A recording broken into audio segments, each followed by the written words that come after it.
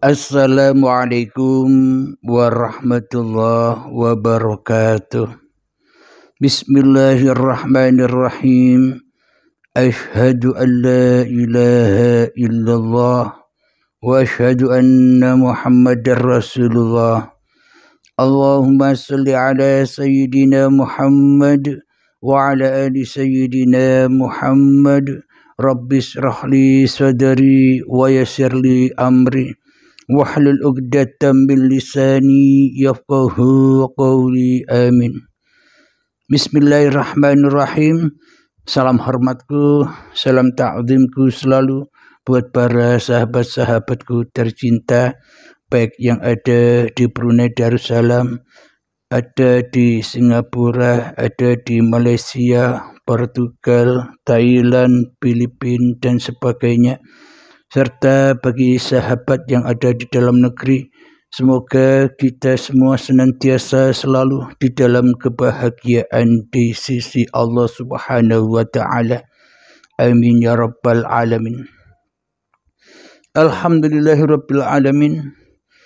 Di subuh yang indah ini ada pertanyaan dari saudara kita, sahabat Uripe Allah.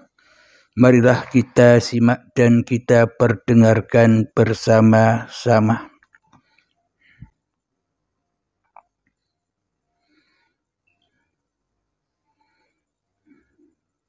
Assalamualaikum Pak Kiai. Pengenalan diri, nama saya Umar Said, berasal dari Kudus, dekat Menara Sunan Kudus. Pak Kiai, saya kan mendengarkan pengajiannya di YouTube Pak Kiai. Jadi saya ingin tanya tentang Syekh Siti Jenar, zikirnya Allahu atau Hu Allah, naiknya Hu Allah, turunnya Rasulullah, lidah tekan di atas langit-langit. Itu macam mana pendapatnya Pak Kiai? Mohon penjelasannya Pak Kiai. Assalamualaikum. Kalau zikir la ilaha illallah itu kan Alhamdulillahirabbil alamin. Tentang sosok Syekh Siti Jenar, yakni yang ditanyakan zikirnya Syekh Siti Jenar Hu Allah ataukah Allahu dan sebagainya.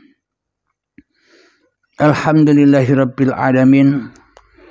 Jadi bila dikaji semuanya, apa yang terdengar, apa yang terhabar kepada telinga manusia, bila habar itu dikaji lewat luar diri, yakni dikaji lewat hawa nafsu manusia, maka semuanya dan kebenarannya hanya fata morgana saja. Yang ini mengatakan begini, yang itu mengatakan begitu. Banyak permasalahan, banyak perbedaan-perbedaan antar manusia bila menyaksikan dongeng-dongeng yang ada di luar diri kita. Dan bila mencari Allah di luar diri manusianya, ya maka selamanya akan tersesat manusianya, terjerat dengan pemahaman-pemahaman yang dipahami yang ada di luar dirinya. Akan tetapi di sini, di paparan Uripe Allah ini, mengkaji alam semesta, mengkaji Tuhan, mengkaji makhluk dari Tuhan itu sendiri, mengkaji Tuhan, mengkaji makhluk dari langit sendiri, araftu Rabbi bi Rabbi, maka pasti terselamatkan dari atas, dari langit turun ke bawah, menyinari semua yang ada di bawahnya. Dari Allah, dari langit, menyinari segala penjuru alam semesta ini. Alhamdulillahirabbil alamin.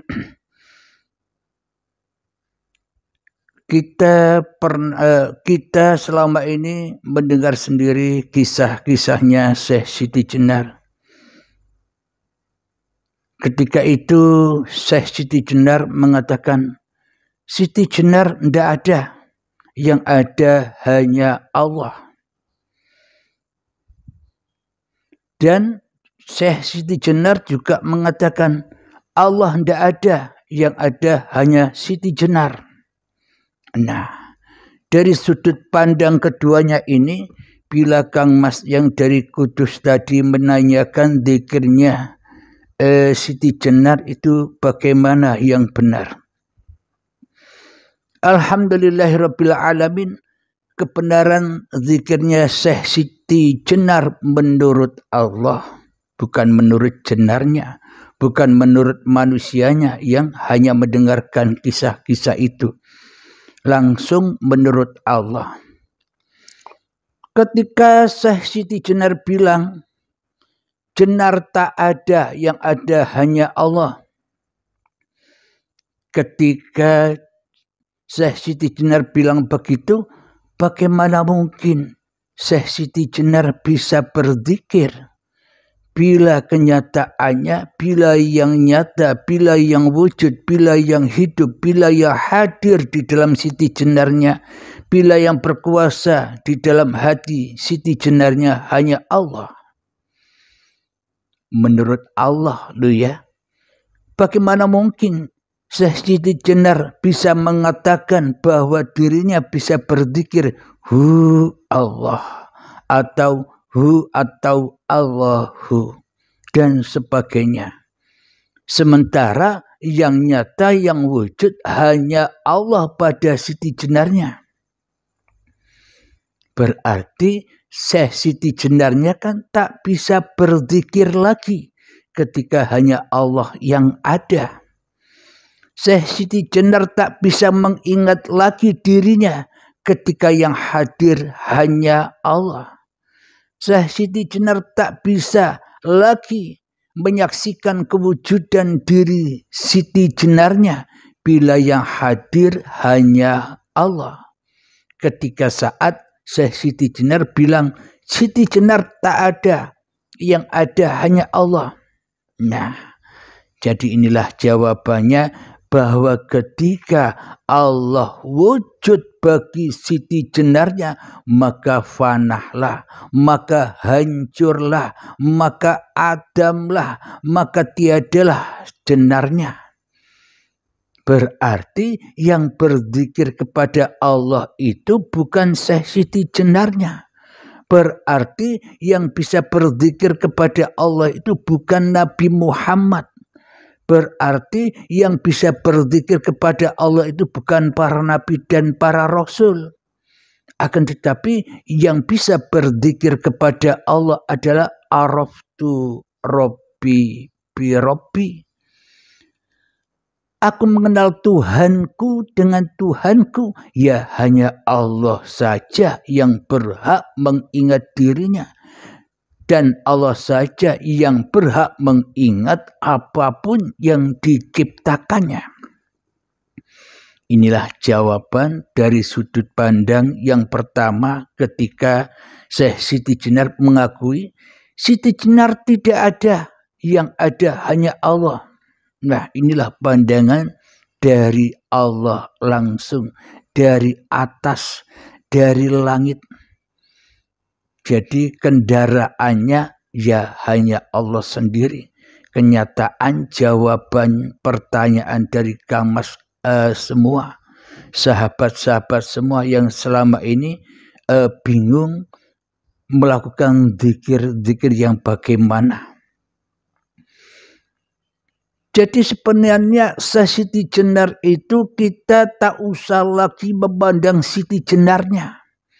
Tak usah lagi memandang makhluknya. Kenapa? Karena yang ada hanya Khaliknya. Siti Jenar tak ada, yang ada hanya Allah.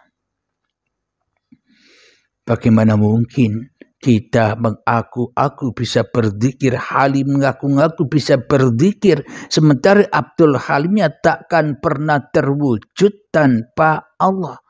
Sementara Abdul Halimnya takkan pernah hidup tanpa uripe Allah.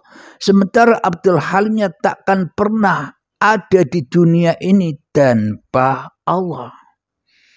Karena Abdul Halim, karena kita semua selama ini selalu menjadi Allah, selalu menjadi Tuhan, selalu menjadi penguasa atas diri manusia kita, seolah-olah kitalah yang jadi Tuhannya. Seolah-olah kita yang berhak mengatur ini, kita yang berhak mengatur begitu. Dan seolah-olah Allah hanya ditetapkan oleh manusianya. Seolah-olah Nabi Muhammad hanya ditetapkan manusianya. Berarti manusia termasuk diriku sendiri ini selama ini telah mentuhani Allah dan telah mentuhani Muhammad. Seolah-olah Abdul Halim sebagai Tuhannya yang bisa mengatur-atur. Ditetapkanlah Allah begini, ditetapkanlah Nabi Muhammad begitu. Seolah-olah semua serba pengaturan manusianya. Bagaimana mungkin kita semua bisa mengingat kepada yang tak pernah kita ingati, sementara selama ini kita hanya mengingat keberadaan, kewujudan, kenyataan kehidupan diri manusia kita sendiri sahaja. Alhamdulillahirabbil alamin, semoga bisa kita hayati bersama. Kemudian sudut pandang yang kedua, kata Syekh Siti Jenar, Allah tidak ada, yang ada hanya jenar. Bila kenyataan Siti Jenar begitu, Allah tidak ada, yang ada Siti Jenar, maka kenyataan itu apa bedanya dengan yang ada pada diri kita selama ini? Allah tidak ada, Allah gaib, yang ada Abdul Halimnya. Allah tidak ada, Allah tidak wujud, yang ada, yang wujud hanya Abdul Halimnya di dalam dada kita. Hanya diri kita sendiri yang ada di dalam hati kita selama ini, yang kita esakan, yang kita tauhidkan, yang kita ahadkan hanyalah diri kita sendiri. Allahnya gaib, Allahnya tak ada, Allahnya tak hadir, Allahnya tak wujud, Allahnya tak hidup. Berarti selama ini sifat muhal bagi Allah telah kita jadikan sifat wajib bagi Allah. Sedangkan sifat wajibnya Allah telah kita tetapkan sebagai sifat wajibnya manusia kita. Allah ditaruh di dalam sifat muhalnya manusia, kita tata sendiri di dalam sifat wajibnya Allah. Wujud, seolah-olah hanya kita yang wujud, padahal wujud, wajibul wujud, hanya Allah yang wujud. Sementara lawan dari sifat muhalnya Allah wujud adalah Adam, tidak ada. Dan selama ini iman kita telah terbalik. Seolah-olah kita mempercayai wujudullah, yang selain Allah Adam, tidak ada. Akan tetapi pemahaman kita selama ini salah, menyimpang jauh. Ternyata yang kita anut selama ini adalah langkah-langkah setan. Meskipun kita seolah-olah berada di dalam jalan agama yang selamat menurut kita, menurut pemahaman kita. Tapi sesungguhnya bila masih ada paham diri manusia kita, bila masih ada paham hawa nafsu kita sendiri, ya selamanya man kana fi hadhihi a'ma fahuwa fil akhirati a'ma wa adallu sabila. Barang siapa buta di dunia ini mata hatinya, maka di akhiratnya pun ia semakin buta mata hatinya, bahkan tersesat-sesat jalannya. Inilah tanda bukti bila yang ada Siti Jenar, Allah tidak ada.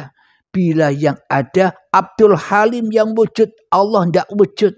Bila yang ada Anda yang hidup yang wujud, Allah gaib. Inilah orang-orang yang tersesat itu.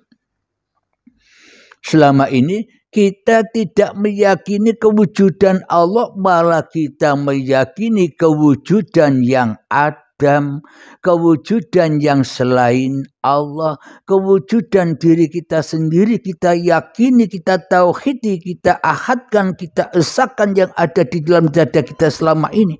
Berarti kita selama ini telah menyimpang jauh dari Allah. Apapun nama-nama agama kita, apapun nama-nama golongan kita, apapun nama-nama aliran kita, semuanya tak peduli. Yang penting kita sudah tahu selama ini bahwa kita inna syirka la dzulmun azim. Syirik itu adalah dosa yang sangat besar. Jadi percuma saja kita beragama. Jadi percuma saja kita bertuhan.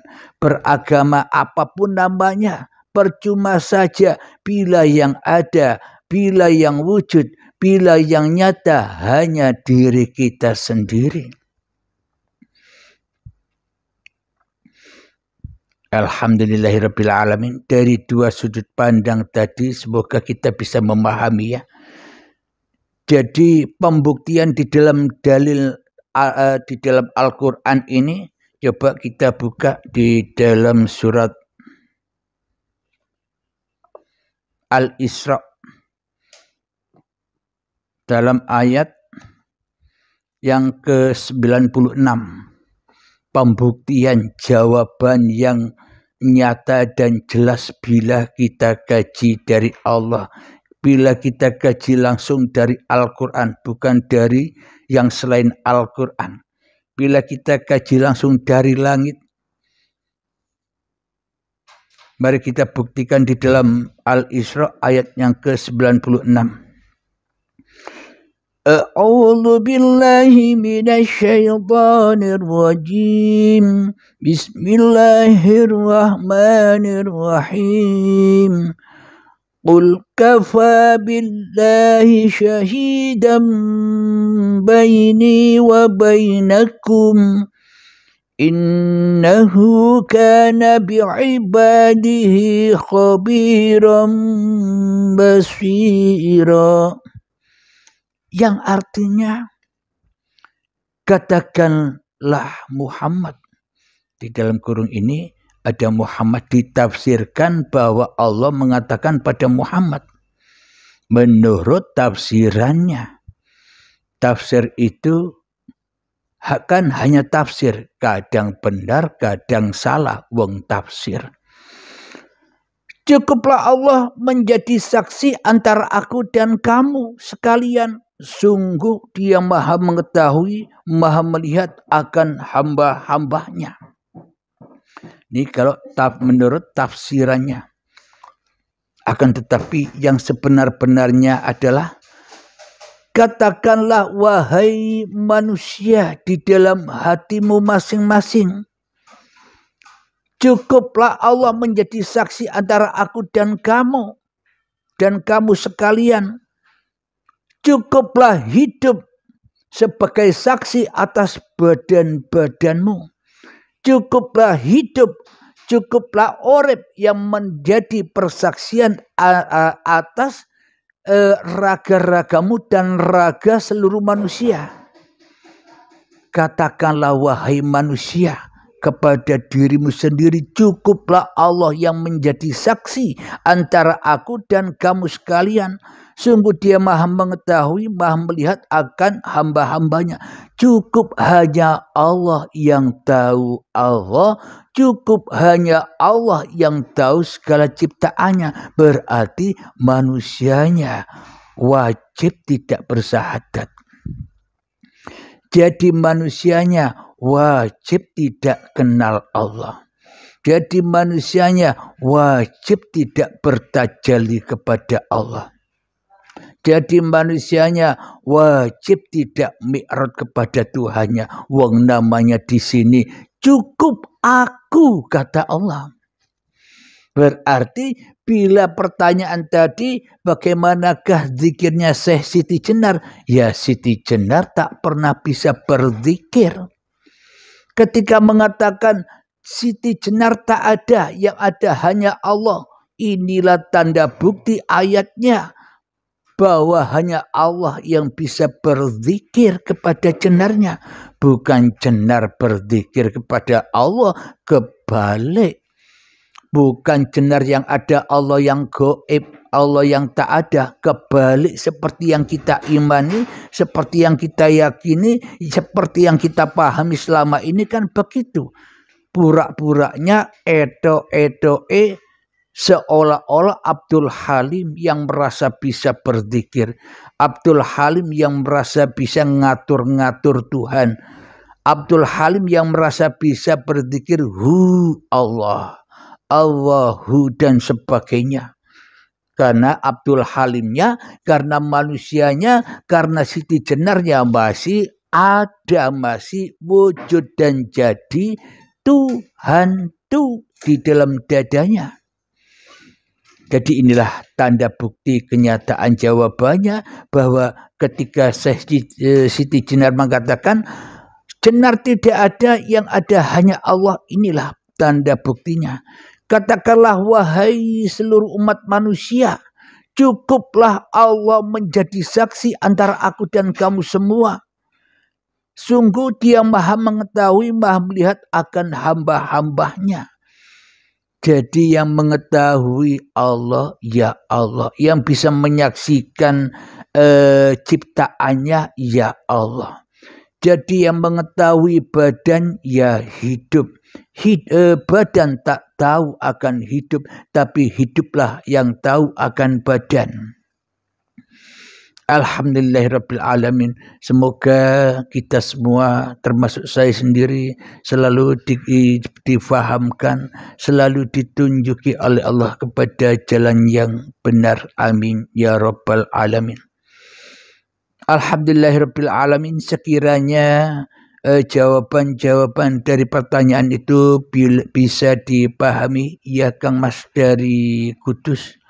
Dan kita semua termasuk saya bisa memahami dan bisa mengaplikasikan yang sebenar-benarnya. Jangan mengaplikasikan yang pura-pura paham, pura-pura bisa mengaplikasikannya. Jadi kalau masih pura-pura paham, pura-pura mengaplikasikannya, maka yang ada masih manusianya. Yang wujud masih manusianya yang merasa bisa ngatur-ngatur Tuhan. Kadang ingat, kadang lupa, kadang ingat, kadang lupa. Kadang imannya naik, kadang imannya turun. Kadang imannya naik, kadang imannya turun. Ketika lupa dan ingat, masih manusianya yang merasa lupa dan yang merasa ingat. Ketika imannya naik dan imannya turun, manusianya yang merasa imannya naik dan merasa imannya turun. Bila semuanya masih serba manusianya, apa bedanya dengan tidak paham? Alhamdulillahirrabbilalamin. Maka dari itu, carilah guru-guru yang bisa membantu Anda, membawa Anda terlepas dari penjara kemanusiaan Anda. Agar apa? Agar benar-benar mengaplikasikan apa isi Al-Quran ini yang ada di dalam Al-Qadim, di dalam tiap-tiap diri manusia kita. Alhamdulillahirrabbilalamin. Sebelum kita akhiri, marilah kita kembangkan doa Rabbana atina fid dunya hasanah wa fil akhirati hasanah wa qina adzabannar. Wa sallallahu ala sayyidina Muhammad wa ala alihi wa sahbihi wasallam. Walhamdulillahi rabbil alamin. Akhir kalam. Assalamualaikum warahmatullahi wabarakatuh.